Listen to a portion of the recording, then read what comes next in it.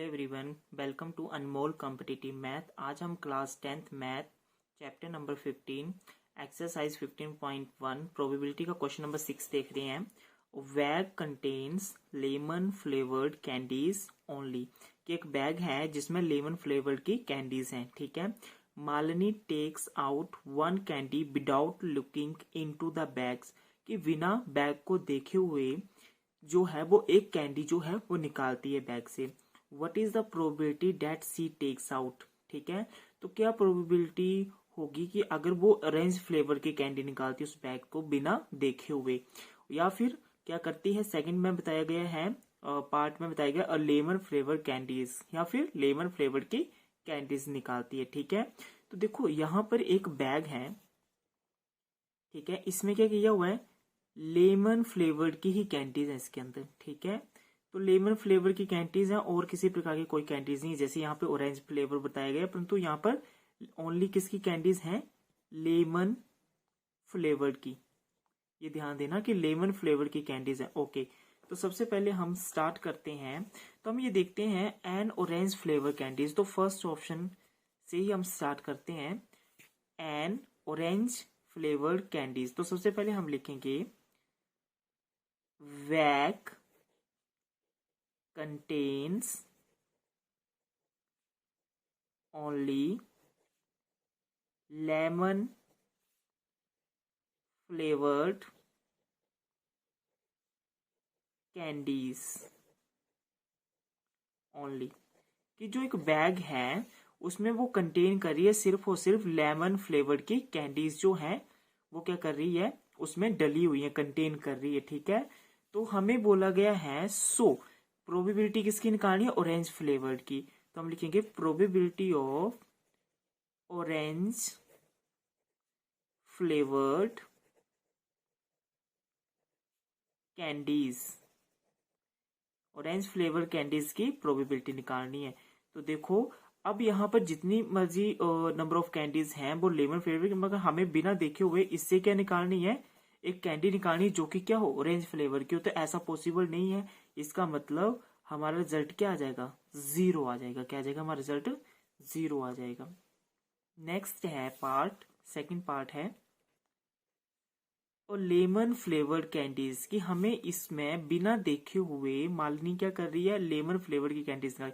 Obviously इसके अंदर lemon flavour की ही कैंडीज हैं, इसका मतलब उसे लेमन फ्लेवर की कैंडीज निकालनी है। तो बहुत ही सिंपल टाइप से लिख देंगे कि प्रोबेबिलिटी ऑफ लेमन फ्लेवर, क्योंकि वो हर बार जो निकालेगी वो लेमन फ्लेवर की कैंडीज निकालेगी, चाहे बिना देखे या देखे भी यहाँ पर फिर हो सकता है, क्योंकि हमें ये पता लग गया है कि उसमें जो है सिर्फ और सिर्फ उस बैग में क्या है, लेमन फ्लेवर्ड कैंडीज हैं। तो इसका जो इवेंट आ जाएगा वो 1 आ जाएगा। और आपको पता है जब 1 आ जाती है किसी probability, that is called sure event, और जिसकी प्रोबेबिलिटी जो है वो 0 आ जाती है, डेट इज इम्पॉसिबल इवेंट्स, कि ऐसा पॉसिबल नहीं है कि जब उसमें उस बैग में लेमन फ्लेवर की कैंडीज हैं, ऑरेंज फ्लेवर की कैंडीज निकालनी, तो ऐसा पॉसिबल नहीं है इवेंट।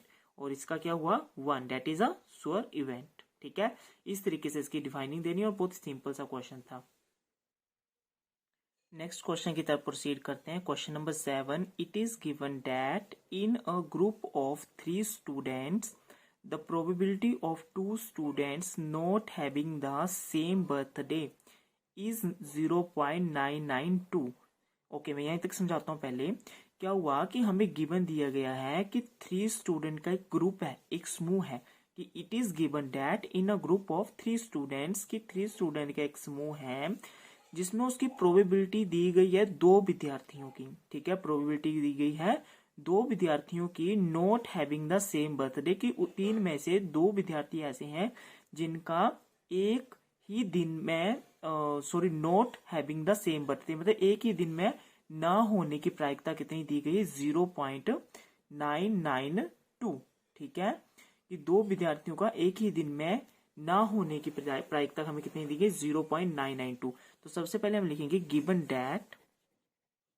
गिवन दैट, देखो अल्फाबेट तो हम कुछ भी ले सकते हैं, पर तो ना होने की प्रायिकता आपको पता है, पी अल्फाबेट ले देते हैं, सपोज ए, तो इसके ऊपर आ जाता है वार।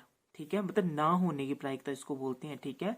तो पी ऑफ ए बार वो हमें कितना दिए गए 0.992, ठीक है, ये हमें गिवन दिया गया है, ठीक है।